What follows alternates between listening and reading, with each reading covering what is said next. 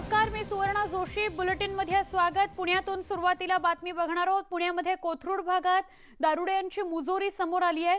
दारुड्यांना जाब विचारल्यानं त्यांनी एका ज्येष्ठ नागरिक, त्यांचा मुलगा आणि सुनेला मारहाण केली.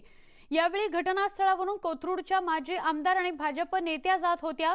त्यांनी यामध्ये हस्तक्षेप करत दारुड्यांना पोलिसांच्या हवाली केलं. पोलिसांनी 4 पैकी 2 जणांना अटक केली आहे. एका बाजूला ती दृश्य आपण बघतोय जेव्हा छेडछाड करण्यात आली, त्रास देण्यात आला दारुड्यांकडून एका कुटुंबाला, आणि त्यात भाजपच्या माजी आमदार यांनी हस्तक्षेप केला आणि या सगळ्या दारुड्यांना पोलिसांच्या हवाली केलं. तेव्हाची छायाचित्र आणि दृश्य आपण बघतोय.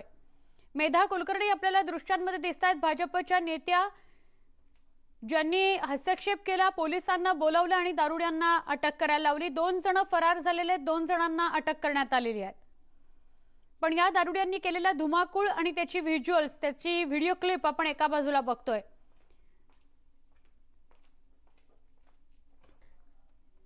इथे भर दिवसा म्हणजे घटना घडली कालची, तीही 5 वाजता घडलेली आहे. फार काही रात्रही झालेली नव्हती.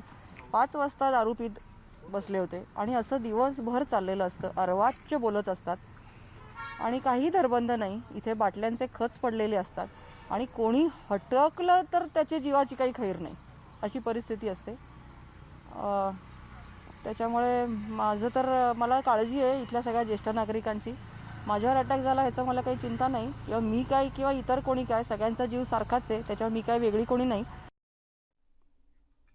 अभिनेता सोनू सूद गेल्या अनेक दिवसांपासून परप्रांतीय मजुरांना गावी जाण्याची सोय करतोय.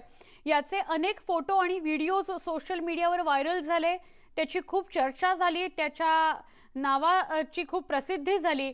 सोनू सूद यांनी केलेल्या कामावर सामनाच्या रोखठोक सदरातून अनेक प्रश्न उपस्थित करत त्याच्यावर टीका करण्यात आली आहे. लॉकडाऊन काळात सोनू सूद हा नवा महात्मा अचानक निर्माण झाला. भारतीय जनता पक्षातील काही लोकांनी सोनूला दत्तक घेतलंय. त्याला पुढे ठेवून उत्तर भारतीय मजुरांना घुसवण्याचा प्रयत्न झाला. खऱ्या कलाकाराला पडदाच लागतो असं नाही, हे महात्मा सूद याने दाखवून दिलंय, अशी खोचक टीका या सदरातून करण्यात आलेली आहे. सोनू सूदवर टीका कशासाठी, यावर आपण नजर टाकूया. सामनातून आगपाखड करण्यात आलेली आहे. लॉकडाऊन काळात सोनू सूद हा नवा महात्मा अचानक निर्माण झाला. इतक्या झपाट्यानं आणि शिताफीनं कुणाला महात्मा कसं बनवलं जाऊ शकतं? सोनू याने म्हणे लाखो मजुरांना त्यांच्या घरी परराज्यात पोहोचवलं. म्हणजे केंद्र आणि राज्य सरकारने काहीच केलं नाही का? या कार्याबद्दल महाराष्ट्राच्या राज्यपालांनी महात्मा सूद या शाबासकी दिली. सोनू सूद पडद्यावर आणि रस्त्यावरही उत्तम अभिनय करतो, कारण पडद्यामागचे राजकीय दिग्दर्शकही तितकेच कसलेले होते. सोनू सूद यांचा पुढील राजकीय चित्रपट कोणता, त्याचा खुलासा लवकरच होईल.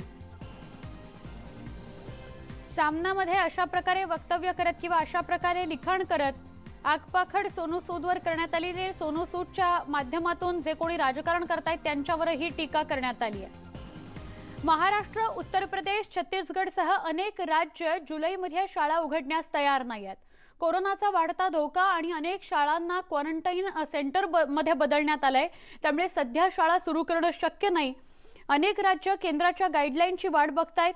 2 दिवसांपूर्वी सगळ्या राज्यांसोबत व्हिडिओ कॉन्फरन्सिंगद्वारे चर्चा केली जाईल, परंतु अंतिम निर्णय पालकांशी चर्चा केल्यानंतरच होईल.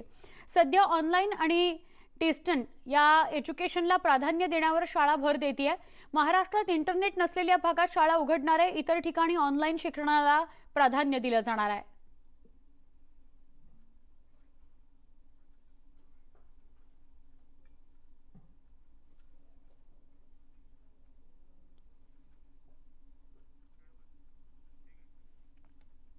केंद्रीय आरोग्य मंत्रालयानं दिलेल्या माहितीनुसार देशात गेल्या 24 तासात सर्वाधिक म्हणजे 9,971 कोरोना बाधितांची भर पडली आहे. तर 287 कोरोना रुग्णांचा मृत्यू झालाय. त्यामुळे देशातला कोरोना संक्रमितांचा आकडा 2,46,628 पर्यंत पोहोचलाय. देशात सध्या 1,20,406 रुग्णांवर उपचार सुरू आहेत, तर 6,929 रुग्णांचा मृत्यू झालाय. 1,19,292 रुग्ण कोरोनामुक्त झाल्याची माहिती काही वेळापूर्वी आरोग्य मंत्रालयाकडून देण्यात आली. तर भारतामध्ये कोरोना बळींची संख्या सातत्याने वाढत चालली आहे. गेल्या 7 आठवड्यांमध्ये 6,642 रुग्णांचा मृत्यू झालाय. यातले 3,059 मृत्यू हे केवळ 2 आठवड्यांमधले आहेत. त्यात भारतातला कोरोना मृत्यूदर 2.8% असणं ही एकच थोडीशी दिलासादायक बाब आहे। यातले 80% मृत्यू हे केवळ 26 जिल्ह्यांमधले आहेत। गेल्या 2 आठवड्यात मुंबई, दिल्ली, अहमदाबाद, ठाणे, पुणे आणि चेन्नईमध्ये 1964 कोरोना बाधितांचा मृत्यू झालाय। इथली कोरोना बळींची संख्या 4055 आहे। भारतात कोरोना मृत्यू दर हा 2.8% आहे, जगातला 5.8% आहे। भारताची इतर देशांशी तुलना केली तर अमेरिकेत हा दर 5.7% आणि ब्राझीलमध्ये 5.5% इतका आहे।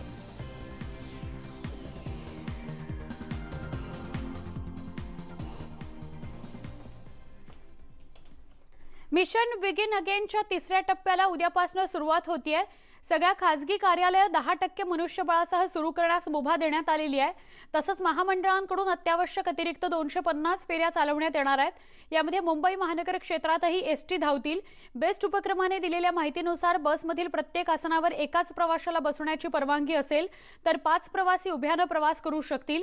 सध्या बेस्टमधून मंत्रालय, डॉक्टर, परिचारिका, पोलीस इत्यादींकरता म्हणजेच अत्यावश्यक सेवा म्हणून 150 ते 1600 बसेस धावणार आहेत।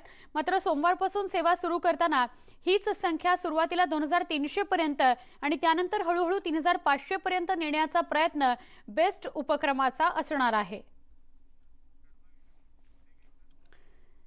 चंद्रपूरच्या चिमूर तालुक्यामध्ये वाघाच्या हल्ल्यात पुन्हा एका शेतकऱ्याचा मृत्यू झालाय। एका आठवड्यात दुसरा तर गेल्या 3 महिन्यांमध्ये वाघाच्या हल्ल्यात 5वा बळी आहे। यामुळे लोकांमध्ये मोठा संताप आहे, त्याचबरोबर भीतीही आहे।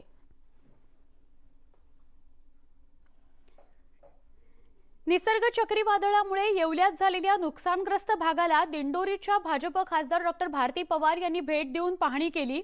वादळाचा तडाखा हा येवला तालुक्यासोबतच नाशिकच्या ग्रामीण भागाला देखील बसलाय। अनेक ठिकाणी मोठं नुकसान झालेलं आहे। त्यामुळे मुख्यमंत्र्यांनी नाशिक जिल्ह्यासाठी वेगळं पॅकेज द्यावं अशी मागणी त्यांनी केली आहे।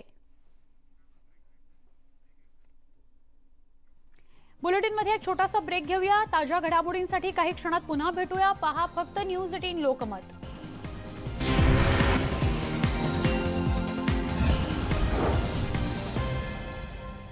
हे कृष्णवर्णियांवरील अत्याचाराच्या मुद्द्यावरून अजूनही आंदोलनं सुरूच आहेत।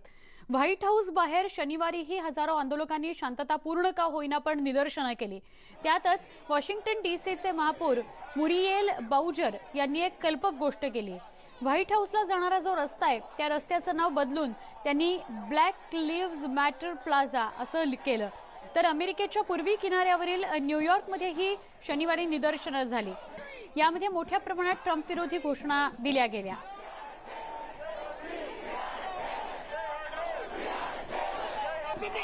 व्हाईट हाऊसच्या बाहेर म्हणजे वॉशिंग्टन डीसीच्या बाहेरची ही दृश्य एका बाजूला आणि दुसरीकडे न्यूयॉर्कमध्ये जी निदर्शनं झाली त्याची दृश्य। अमेरिकेमध्ये अनेक ठिकाणी हिंसक वळण लागतंय निदर्शनांना, तर काही ठिकाणी आंदोलनं ही शांततेत केली जात आहेत आणि शांततेत केल्या जाणाऱ्या निदर्शनांची ही 2 दृश्य आपण बघतोय, न्यूयॉर्कची आणि वॉशिंग्टन डीसीची।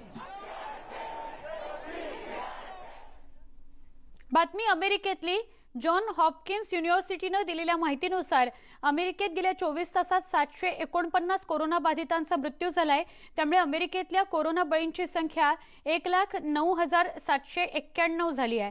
तर कोरोना संक्रमितांची एकूण संख्या 19,50,000हून अधिक आहे।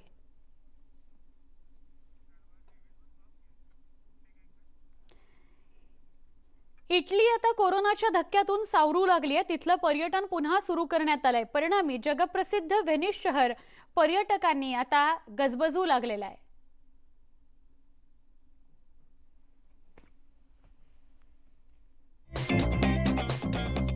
व्हेनिसच्या गोंडोलासमधून नदीतून सैर करावी हे जगभरातल्या पर्यटकांचं स्वप्न। गोंडोलास हे तिथल्या बोटीचं नाव आहे। त्या गोंडोलासमधून पर्यटक सैर करतात। कोरोनामुळे लॉकडाऊन करावा लागल्यानं इटलीत पर्यटक येऊ शकत नव्हते, पण आता परिस्थिती बदलू लागली आहे। व्हेनिसमध्ये पर्यटकांचा राबता सुरू झालाय। अनेक महिन्यांपासून बंद असलेली दुकानं, हॉटेल्स खुली होऊ लागली आहेत। त्यामुळे व्यावसायिकांना दिलासा मिळालाय। हॉटेल्स सुरू झाल्यानं पर्यटकांनाही दिलासा मिळालाय। शहर आता पुन्हा जिवंत झालंय। त्यामुळे इथं आलेले पर्यटक शहरातल्या आठवणी कायम राहाव्यात यासाठी फेमस स्पॉटवर फोटो काढतायत मागील वर्षी इटलीच्या एकूण जीडीपीत 13% वाटा हा पर्यटनाचा होता. मात्र यावर्षी कोरोनामुळे पर्यटनालाच मोठा फटका बसलाय.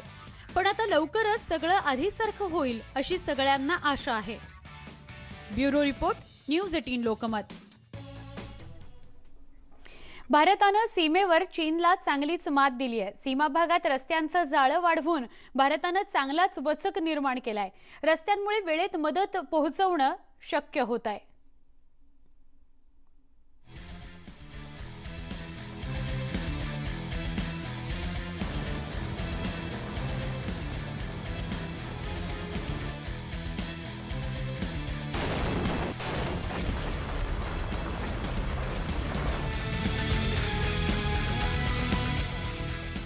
युद्ध म्हणजे फक्त सैन्य आणि हल्लाच नसतो, तर सीमेवर अत्याधुनिक पायाभूत सुविधा निर्माण करणं हाही शत्रूला योग्य संदेश असतो. आणि हा संदेश मिळाल्यानं चीनला त्यांचीच चाल महागात पडली आहे. परिणामी भारतानं पायाभूत सुविधांमध्ये आघाडी घेऊन चीनचे दात त्यांच्याच घशात कोंबलेत. चीनचा धोका लक्षात घेऊन लडाखमध्ये अनेक पूल आणि हवाई धावपट्टी निर्माण करण्यात आल्या.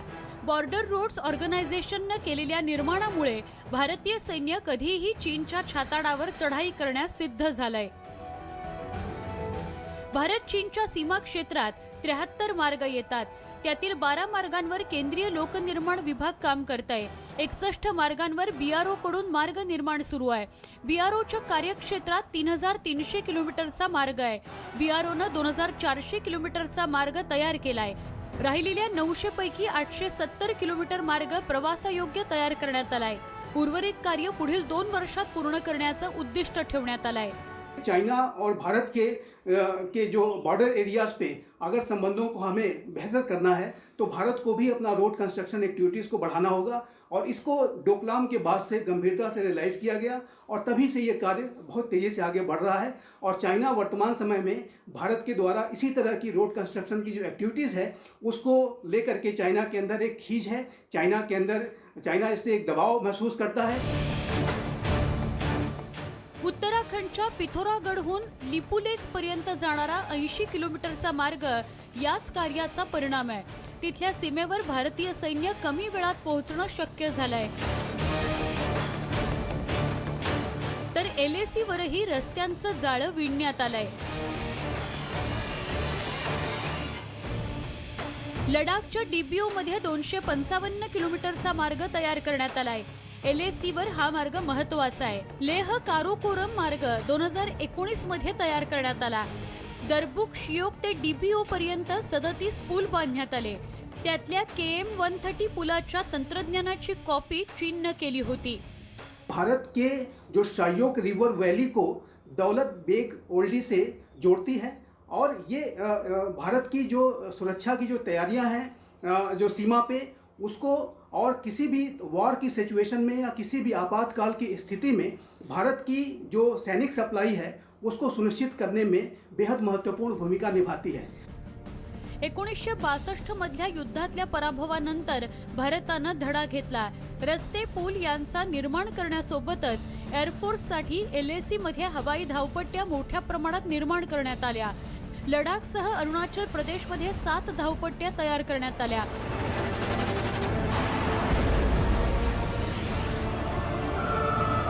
किसी भी तरीके की स्ट्रेटजिक सप्लाई है उसको सुनिश्चित करने में ये टनल बेहद महत्वपूर्ण साबित होगी. और भारत की जो लद्दाख का जो एक्सेस है उसको सुनिश्चित करने में किसी भी तरीके के मौसम में बहुत ही मददगार साबित होगी. तो ये जो सड़क है ये भी एक ऑल वेदर रोड है और भारत इस तरह की जो सड़क का निर्माण करके अपनी जो क्रिटिकल एरियाज़ जो स्ट्रेटजिक एरियाज़ हैं उसमें ऑल वेदर कनेक्टिविटी को इंश्योर कर लेना चाहता है. आताचा भारत हा 1962 मधला भारत नाही. पायाभूत सुविधांचा विकास करण्यासोबतच जगाची साथही भारताला मिळाली आहे. त्यामुळेच चीनला आता तडफडाट करण्याशिवाय पर्यायच उरलेला नाही. Bureau report, news 18 Lokmat. इथे एक छोटासा ब्रेक. पुन्हा पहा फक्त न्यूज 18 लोकमत. या चित्रपटामध्ये खूपच वेगळा लुक आहे. नवदीतल्या वृद्ध व्यक्तीची भूमिका ते साकारतायत. हा लुक परफेक्ट बनवण्याकरता सेटवर कशी मेहनत घेतली गेली त्याचा एक व्हिडिओ.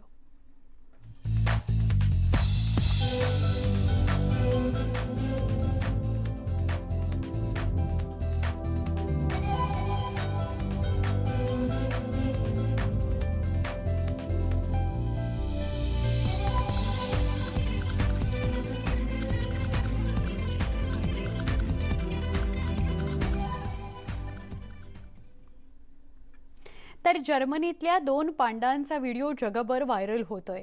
या व्हिडिओमधील पिल्लू त्याच्या आईला एक क्षणही सोडण्यास तयार नाहीये. या पिलाचं नाव आहे पिट.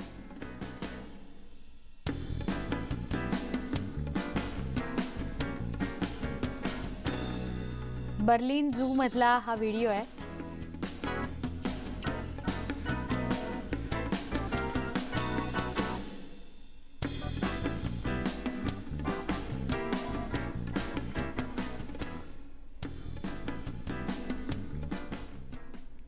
या सुंदर दृश्यांसह बुलेटिनमध्ये इथेच थांबतोय. काही क्षणात भेटणार आहोत एका महत्त्वाच्या आणि चांगल्या कार्यक्रमासह. पहा फक्त न्यूज 18 लोकमत.